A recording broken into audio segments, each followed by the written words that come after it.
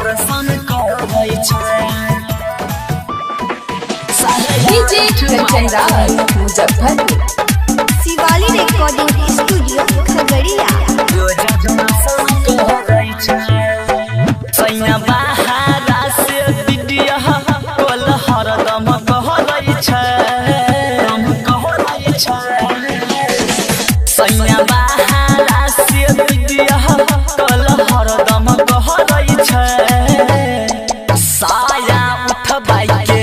रोज दर्शन करै छै गे सखिया साया उठबाई के रोज दर्शन करै छै दर्शन करै छै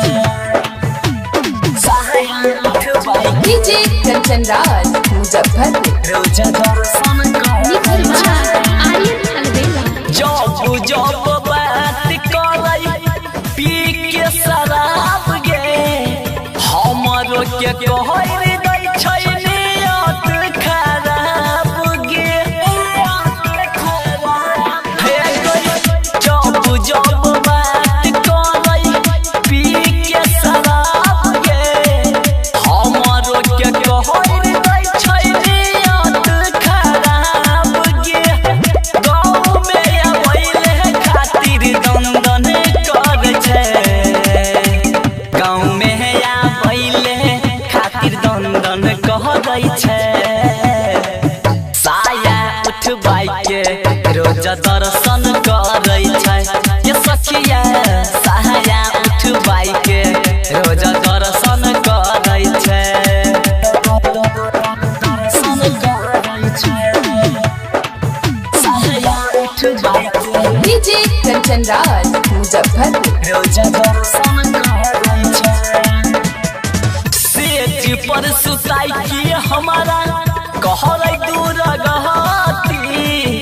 बुझे नहीं बात पिया पारा मोद देहाती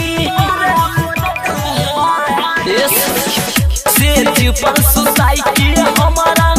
कहरै दूर गहती बुझे नहीं बात पिया पारा मोद देहाती